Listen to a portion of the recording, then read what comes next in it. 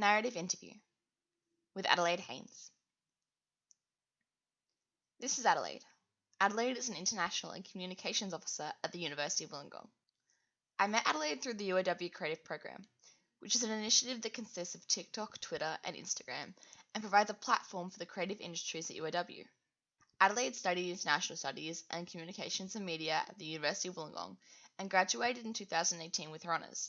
She moved around a lot in the university space and eventually found her current role as an international communications officer, where she's now been for 18 months. I believe that narrative reflection is a way of learning about the absent but implicit information that a story may contain, and the wisdom we can get from remunerating, as said by Alessandro Portelli. Through narrative reflection, we are provided with a framework for evaluating who tells a story, what is included and what is left out, and how this creates meaning. When considering Adelaide's professional values, I utilized the absent but implicit exercise by Michael White. The idea of the absent but implicit refers to deriving value from something that is not present in a situation. Friedman 2012 describes it as constructing the meaning of an experience by comparing or contrasting it to another experience. A person may not explicitly state what the values are, but the values they hold can often be observed through their narrative telling of an experience and contrasting it. Adelaide's story of action described the following situation. This was at a time when Adelaide was working across two teams, and this was in the middle of a very crazy time for her. She was constantly staying late, constantly pushing herself, and was very involved in her work. During this time, someone went behind her back to sign her up for an additional responsibility to the work that she was already doing.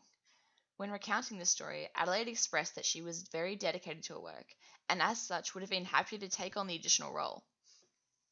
However, what really upset Adelaide in this situation was that the person who signed her on for the role didn't approach her first. She was essentially told that she would be doing extra work, not asked, and felt that what this did was invalidate the work that she was already doing. Adelaide was upset not because she wouldn't take on this extra responsibility, but because assigning it to her without her consent displayed a lack of consideration or respect for her time. She describes, I was kind of a pawn that was moved around. Throughout Adelaide's story, I was able to understand the importance of equality to her in the workplace. Adelaide uses words such as value, respect, equality, and recognition as she speaks. But I feel like you have a really cool sense of kind of value, respect, equality, and recognition. When you mentioned earlier about how it's not that you're not going to respect authority, but it's the fact that you feel you should be respected back.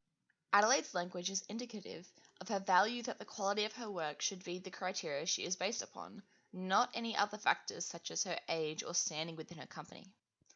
After noticing Adelaide's desire to be a people pleaser in the workplace, through the language and phrasing she used as she told her story, I then prompted a discussion on saying no in the workplace. Have had issues with not being able to say no because I don't want to either disappoint someone, I don't want to be rude, I don't want to, like, how do you say no to your boss sometimes? Or how do you say no to someone else's boss? She discussed the way that she doesn't like saying no and the importance of setting boundaries in the workplace. Adelaide then went on to talk about a strategy she now uses. She now says, I'll get back to you, instead of answering right away, and feel that this is something she's learned over time. Even just little tools and tricks that I've picked up of just being able to say, let me just think about it and I'll get back to you. And how powerful and life-changing that can be. Speaking with Adelaide allowed me to understand the way that despite citing her story as a negative experience that didn't align with her professional values, that Adelaide was still able to make something of the situation. She used it to solidify her professional values. When asking Adelaide how the situation could have been good in her eyes, she emphasized the value of relationships and her dislike of respect based on the level of one's position. She notes that she hates being disrespected or spoken down to, made to feel unimportant. She goes on to speak about how she wants others to feel safe and comfortable around her, and she'd like the same back. We then moved into a discussion about a more recent incident in which Adelaide was able to partake in producing a video in her current role.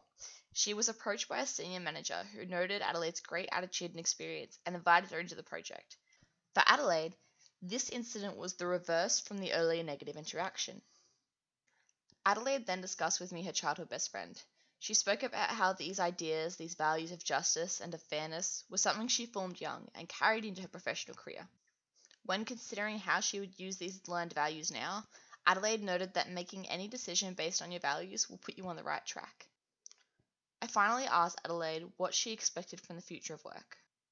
Adelaide talked about the concept of the age divide in the workplace, citing her earlier troubles with feeling respected. She spoke of being young in her role and how this creates self-doubt for her, and how this speaks to ageism in the workplace.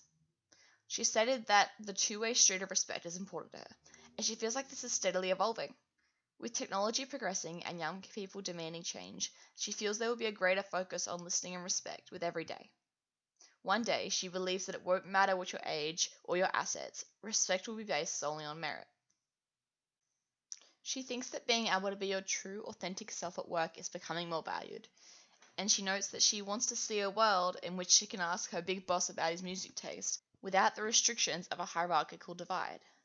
I would love to see a world in which like I could just, just knock on the executive dean's door and or he could ask me about like my favorite music and just things like that, because we spend so much of our lives at work. I think you might as well enjoy it. And I think that once you are your true self at work, then you feel yourself, you feel like you can fully deliver. Adelaide's story and the way that she learnt from it in her future decision making informed ideas of taking control of the narrative of one's future. Michael White describes this process of reauthoring as based upon the assumption that by recounting our stories, we can develop skills to aid us in future circumstances. He believes that by understanding our experiences and how they're founded in the meanings we attribute to them, we can understand how we interpret our world. Maggie Carey notes that in order to make sense of certain experiences, we need to distinguish these experiences from others that already have meaning to us. Through use of the absent but implicit exercise, we can understand how to make sense of the experiences that we already have had and how they inform the experiences that we will have. I learned significantly from my experience interviewing Adelaide about her professional values and how they guide her, and how this relates to my own beliefs and values of professional work. I'd like to thank you for listening to my presentation and invite any questions you may have. Thank you, BCM313.